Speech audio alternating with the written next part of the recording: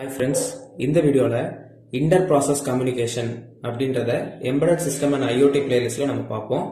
So இந்த question பார்க்கறதுக்கு முன்னாடி ஃபர்ஸ்ட் நமக்கு இந்த வேர்ட்ல இருக்கும் இன்டர் ப்ராசஸ் கம்யூனிகேஷன், அது என்னன்றது ஃபர்ஸ்ட் தெரிஞ்சிருக்கணும்.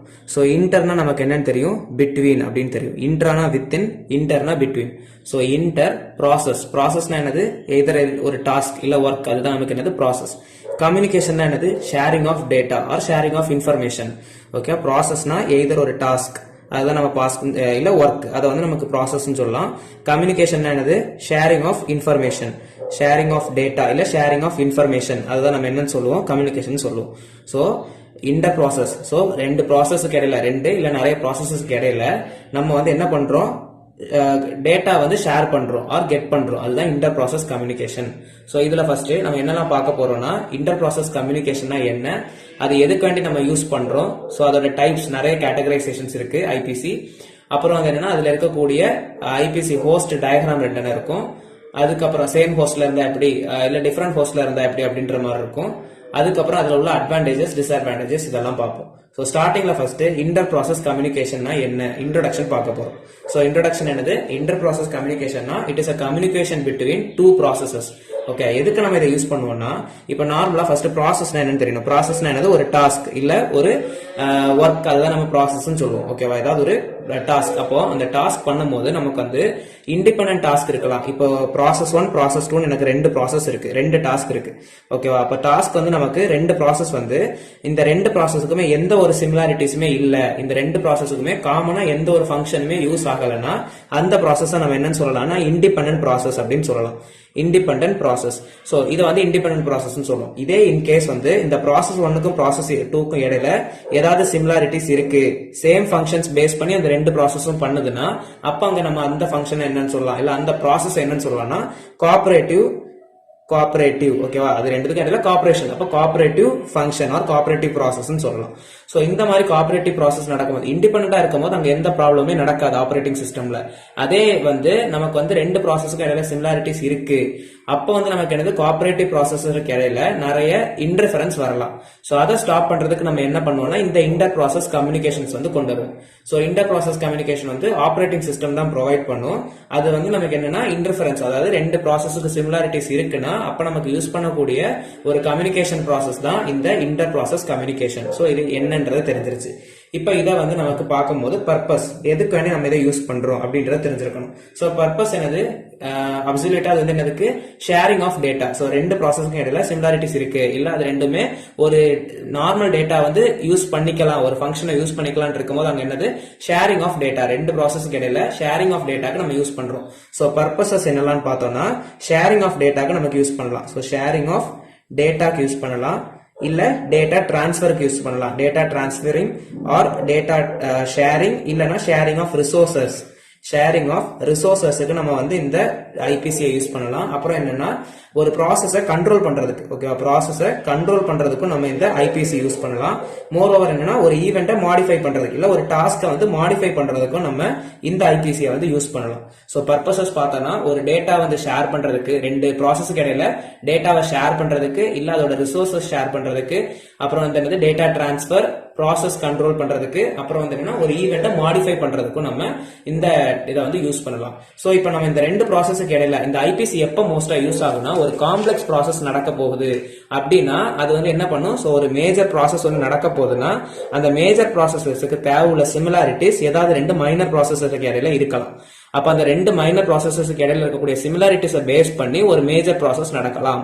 அப்ப என்ன பண்ணுவாங்க, இந்த ரெண்டு ப்ராசஸ்க்கு இடையில இருக்கக்கூடிய, அப்ப இந்த ரெண்டு ப்ராசஸுக்குமே டேட்டாவை டிரான்ஸ்ஃபர் பண்ணணும்னா அங்க ரெண்டு கண்டிஷன் இருக்கணும். ஒன்னு வந்து என்னது, ப்ராசஸ் 1க்கும் ப்ராசஸ் 2க்கும் இடையில கம்யூனிகேஷன் இருக்கணும். செகண்ட் ஒன் வந்து என்னன்னா சின்க்ரோனைசேஷன் இருக்கணும். சோ ரெண்டு ப்ராசஸ்க்கும் இடையில என்ன இருக்கணும், கம்யூனிகேஷன் இருக்கணும். அதே மாதிரி அதுக்கு இடையில என்ன இருக்கணும்னா சின்க்ரோனைசேஷன்ஸ் இருக்கணும். இதெல்லாம் பேசிக்ஸ். ஓகேவா, சோ இன்டர் ப்ராசஸ் கம்யூனிகேஷன் என்ன, அது எதுக்கு வேண்டி யூஸ் பண்றோம் அப்படின்றத பார்த்துட்டோம், பர்பஸஸ் பார்த்துட்டோம். இனி வந்து டைப்ஸ். சோ ஐபிசில நமக்கு நிறைய கேட்டகரைசேஷன்ஸ் இருக்கு, அது என்னன்றதெல்லாம் பார்ப்போம். சோ எல்லாமே பார்க்க முடியுமான்றது பார்ப்போம். பேசிக்கா நம்ம மோஸ்ட் காமனா யூஸ் பண்ணக்கூடியது வந்து என்னன்னா shared memory. So shared memory first நம்ம பார்க்கறது வந்து என்னன்னா ஷேர்டு மெமரி. சோ ஷேர்டு மெமரியில என்ன பண்ணணும்னா வேர்டிங் தான் ஷேர்டு மெமரி. அதாவது இப்போ எனக்கு ப்ராசஸ் 1ன்னு ஒரு ப்ராசஸ் இருக்கு, ஓகேவா, அதே மாதிரி ப்ராசஸ் 2ன்னு ஒரு ப்ராசஸ் இருக்கு. இப்போ வந்து இப்போ மெமரி இருக்கு, ஒரு மெமரி இருக்கு, அதுல ப்ராசஸ் 1 ப்ராசஸ் 2 நடக்குதுன்னா இதை வந்து என்ன பண்ணும், மெமரியை வந்து ஷேர் பண்ணிக்கும். ஸோ இது வந்து ஃபர்ஸ்ட் என்ன பண்ணுன்னா ஒரு தேர்ட் லொகேஷன், அதாவது வேற ஒரு லொகேஷன்ல ரீட் ஆர் ரைட் பண்ணும். ரீட் ஆர் ரைட் பண்ணும் என்னது, ஏதாவது அதுக்கு தேவையுள்ள ப்ரோக்ராமோ ஏதாவது ஒரு ஃபங்க்ஷனை வந்து தேர்ட் ஒரு லொகேஷன்ல வந்து நமக்கு என்ன பண்ணும்னா மெமரி லொகேஷன்ல வந்து என்ன பண்ணும், ரீட் ஆர் ரைட் பண்ணி வச்சுக்கும். ஸோ எக்ஸாம்பிள் இப்போ ப்ராசஸ் 1க்கு வந்து சம்திங் வந்து ஷேர் பண்ணணும், இந்த ப்ராசஸ் 1க்கும் ப்ராசஸ் 2க்கும் இடையில ஷேரிங் பண்ணணும்னா இதுல இருக்கக்கூடிய மெமரி லொகேஷன் வந்து என்ன பண்ணும்னா இந்த மெமரியில ஒரு தேர்ட் பிளேஸ்ல, சப்போஸ் இப்ப இந்த இடத்துல வந்து இது வந்து இதோட ப்ராசஸ் வந்து இங்க ஸ்டோர் பண்ணி வச்சிருக்கும்.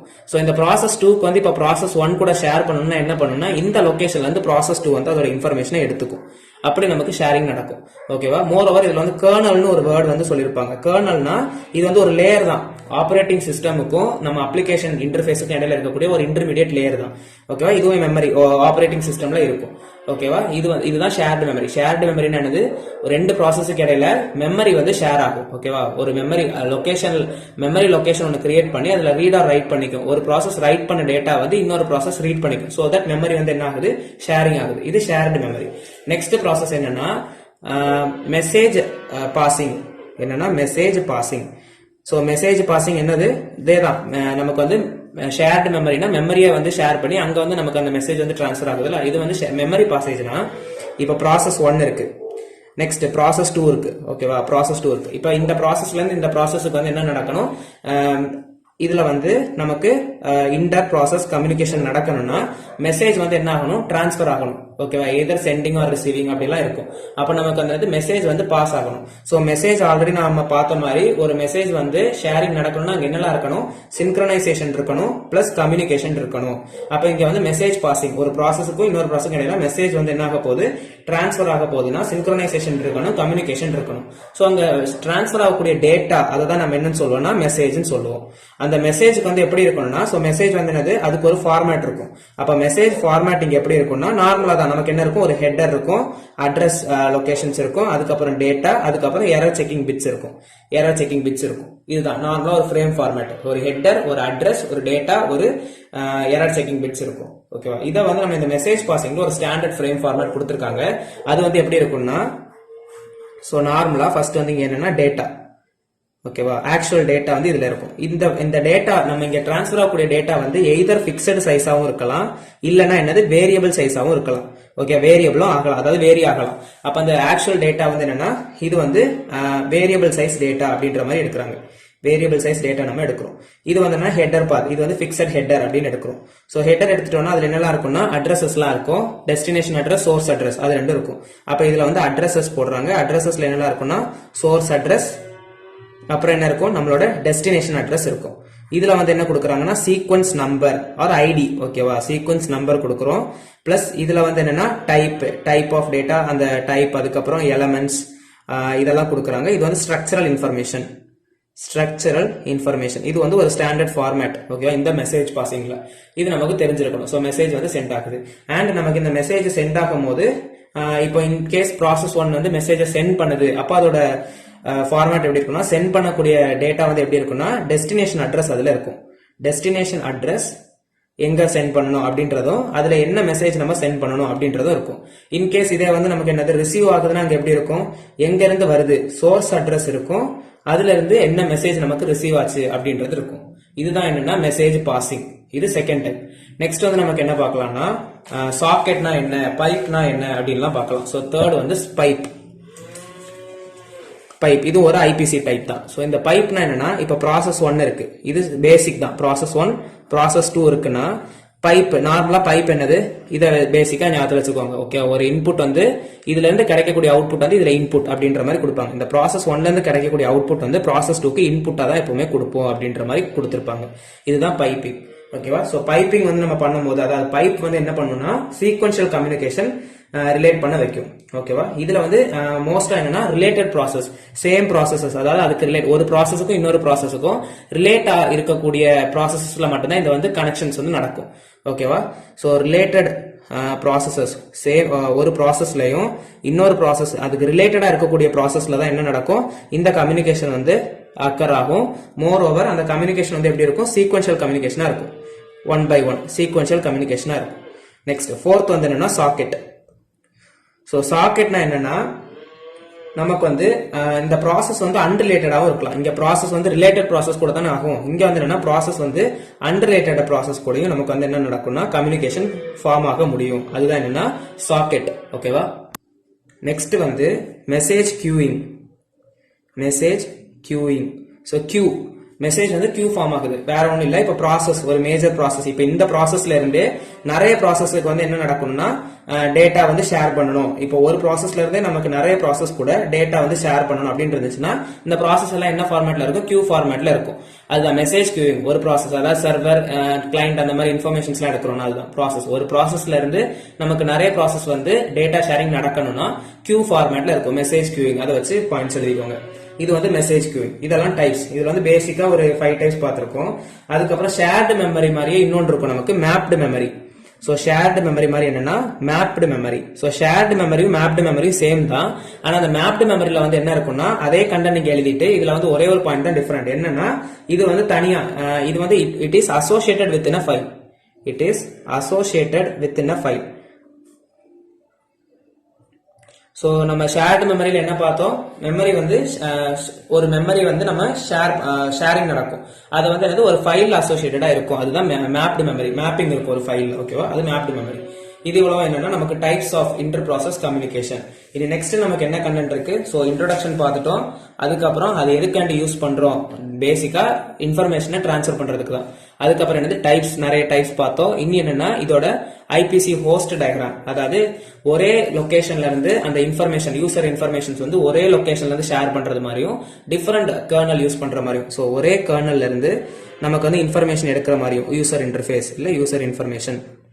ஓகே, ஒரே கர்னல்ல இருந்து எடுக்கிற மாதிரி யூசர் இன்டர்ஃபேஸ். இது வந்து என்னன்னா நமக்கு ஐபிசி ஆன் சேம் ஹோஸ்ட். ஓகேவா? ஒரே ஆப்ரேட்டிங் சிஸ்டம். இதே மாதிரி டிஃபரெண்ட் கர்னல் எடுக்கலாம். ஸோ இந்த ரெண்டு கர்னலும் கம்யூனிகேஷன்ல இருக்கும், ஜாயிண்டா இருக்கும். அது வந்து என்னன்னா இது IPC on different host. So ரெண்டு டிஃபரெண்ட் கர்னல்ஸ்ல இருந்து நம்ம என்ன எடுப்போம்? நம்மளோட டேட்டா ஷேரிங் நடக்கும். User interface. இது நமக்கு யூசர் இன்டர்ஃபேஸ். ஆனா அந்த ரெண்டு கர்னல்ஸும் நமக்கு என்ன ஆகும்? கம்யூனிகேட் ஆயிருக்கும். இது வந்து நமக்கு ஹோஸ்ட் டயக்ராம். இன்னும் என்ன இருக்கு? Advantages, disadvantages. ஸோ அட்வான்டேஜஸ் பார்த்தோம்னா இதுல என்னெல்லாம் அட்வான்டேஜஸ் இருக்கு? நமக்கு வந்து டேட்டா ஷேரிங் நடக்கும். சைமல்டேனியஸா நமக்கு வந்து டேட்டா ஷேரிங் பண்ண முடியும். ஓகேவா? கம்யூனிகேஷன்ஸ் பண்ண முடியும். ஸோ சைமல்டேனியஸ் கம்யூனிகேஷன் நமக்கு பண்ண முடியும். Simultaneous communication. ஓகே, ஸ்பெல்லிங் கரெக்டான சைமல்டேனியஸ் கம்யூனிகேஷன்ஸ் நடக்கும். நெக்ஸ்ட் வந்து என்னது நமக்கு? ஸோ இப்படி நம்ம ப்ராசஸ் ஷேர் ஆகிறதுனால நமக்கு ஃபைனலா நடக்கக்கூடிய காம்ப்ளெக்ஸ் ப்ராசஸ் வந்து காம்ப்யூட்டேஷன் வந்து ரொம்ப ஸ்பீடா இருக்கும். அப்போ speeder computation. Okay, speed computations. ஓகேவா? காம்ப்யூட்டேஷன்ஸ் வந்து ரொம்ப ஸ்பீடா இருக்கும். டிஸ்அட்வான்டேஜஸ் பார்த்தோம்னா, ஸோ டிஸ்அட்வான்டேஜஸ் பார்த்தோம்னா என்னெல்லாம் டிஸ்அட்வான்டேஜஸ் இருக்கும்? ஸோ இப்போ வந்து நம்ம வந்து ஷேர்டு மெமரிலாம் ஒரே மெமரியை வந்து நம்ம என்ன பண்றோம்? திரும்ப ஷேர்டு மெமரியில மெமரிஸ் நம்ம ரைட் பண்றோம். இப்போ ஷேர்டு மெமரியில வந்து என்னது? இங்க இருந்து ஒரு மெமரி, ஒரு ப்ராசஸ் வந்து இங்க ரைட் பண்ணும். அந்த லொகேஷன்ல இருந்து நம்ம வந்து இன்னொரு மெமரி ப்ராசஸ் வந்து அதை கெட் பண்ணும். அப்போ ஒரே மெமரியில திரும்ப நம்ம வந்து ரீரைட் பண்ணோம்னா ஹேங் ஆகுறதுக்குள்ள பாசிபிலிட்டிஸ் இருக்கு. அப்போ ரீரைட்டிங் வந்து ஒரே பொசிஷன்ல இருக்கா, இல்ல ஒரே மெமரி அலோகேஷன்ல ரீரைட்டிங் நடக்குதா அப்படின்றத நமக்கு வந்து ஒரு டிராபேக். ஓகேவா? நெக்ஸ்ட் வந்து இன்னொரு டிஸ்அட்வான்டேஜஸ் பார்த்தோம்னா நமக்கு வந்து என்னன்னா மெமரி ப்ரொடெக்ஷன் இருக்குமா அப்படின்றதும் ஒரு இதுதான். மெமரி ப்ரொடெக்ஷன் இருக்குமா அப்படின்றதும் நமக்கு ஒரு டிராபேக் தான். ஓகே, இதெல்லாம் டிஸ்அட்வான்டேஜஸ். ஓகே, ஸோ பேசிக்கா ஃபர்ஸ்ட் என்ன பார்த்தோம்? இன்டர் ப்ராசஸ் கம்யூனிகேஷன்னா என்ன அப்படின்றத பார்த்தோம். இன்டர் ப்ராசஸ் கம்யூனிகேஷன்னா ரெண்டு ப்ராசஸுக்கு இடையில நமக்கு வந்து கம்யூனிகேஷன் நடக்கும். அதுதான் இன்டர் ப்ராசஸ் கம்யூனிகேஷன். ஓகேவா? அது வந்து அதோட பர்பஸ் என்னெல்லாம் அப்படின்றத பாக்குறோம். ஸோ இண்டிபெண்டன்ட் ப்ராசஸ் இருக்கு, கோஆபரேட்டிவ் ப்ராசஸ் இருக்கு. கோஆபரேட்டிவ் ப்ராசஸ் பண்ணும்போது நமக்கு இன்டர்ஃபரன்ஸ் வரலாம். அதனால நம்ம வந்து என்னது இந்த இன்டர் ப்ராசஸ் கம்யூனிகேஷனுக்கு வந்து போறோம். ஸோ ரெண்டு ப்ராசஸ் வந்து கம்யூனிகேட் பண்ணணும்னா அங்க கம்யூனிகேஷன்ஸ் இருக்கணும். அதாவது ஷேரிங் ஆஃப் டேட்டா இருக்கணும்னா அங்க வந்து என்ன இருக்கணும்? கம்யூனிகேஷன் இருக்கணும் அண்ட் சின்க்ரோனைசேஷன் இருக்கணும். பர்பஸ் ஷேரிங் ஆஃப் டேட்டா, இல்ல வந்து என்னது டிரான்ஸ்பர் ஆஃப் டேட்டா, ஒரு ப்ராசஸ் வந்து கண்ட்ரோல் பண்றதுக்கு, அதை மாடிஃபை பண்றதுக்கு, அப்புறம் வந்து என்னெல்லாம் நமக்கு இந்த ஷேரிங் ஆஃப் ரிசோர்சஸ் இதுக்கெல்லாம் நம்ம இந்த இன்டர் ப்ராசஸ் கம்யூனிகேஷன் யூஸ் பண்ணலாம். ஸோ இதுல டைப்ஸ் பார்த்தோம்னா அதே மாதிரி இது வந்து ஹோஸ்ட் லொகேஷன்ஸ் எப்படிலாம் இருக்கும், சேம் ஹோஸ்ட்ல இருந்துச்சுன்னா ஐபிசி எப்படி இருக்கும், டிஃபரெண்ட் ஹோஸ்ட்ல ஐபிசி வந்து எப்படி இருக்கும் அந்த மாதிரி. அதுக்கப்புறம் என்னது டிஃபரெண்ட் டைப்ஸ் பார்த்தோம். ஷேர்டு மெமரினா என்ன, மெசேஜ் ஃபார்மேட்டிங் அதோட ஃபார்மேட் பார்த்திருப்போம், மெசேஜ் கியூயிங்னா என்ன, பைப்னா என்ன, சாக்கெட்னா என்ன அதெல்லாம் பார்த்திருப்போம். நெக்ஸ்ட் வந்து நமக்கு ஃபைனலா அட்வான்டேஜஸ் டிஸ்அட்வான்டேஜஸ் கொடுக்கணும். அட்வான்டேஜஸ் பார்த்தோம்னா என்னது நமக்கு சைமுல்டேனியஸா கம்யூனிகேஷன்ஸ் நடக்கலாம் அண்ட் இதுல வந்து என்னது நமக்கு இந்த ஸ்பீடரா காம்படிஷன்ஸ் இருக்கும். டிஸ்அட்வான்டேஜஸ் பார்த்தோம்னா மெமரி வந்து ப்ரொடெக்டடா இருக்குமா அண்ட் அந்த மெமரியிலே நம்ம வந்து ரீரைட் பண்றோமா அப்படின்றதெல்லாம் வந்து நமக்கு நிறைய டிராபேக்ஸ் இருக்கு. இதுதான் இன்டர் ப்ராசஸ் கம்யூனிகேஷன்ஸ். ஸோ இதை தவிர்த்தும் நிறைய பாயிண்ட்ஸ் இருக்கு. இது பேசிக்கா ஃபர்ஸ்ட் இன்டர் ப்ராசஸ் கம்யூனிகேஷன் என்ன அப்படின்றது ஒரு அவுட்லைன் அண்ட் ஓரளவு எழுதிடலாம் அந்த மாதிரி இருக்கும். ரொம்ப டீடைல்டா வேணும்னா நம்ம புக் ரெஃபர்ஸ் பண்ணணும். And okay, thank you.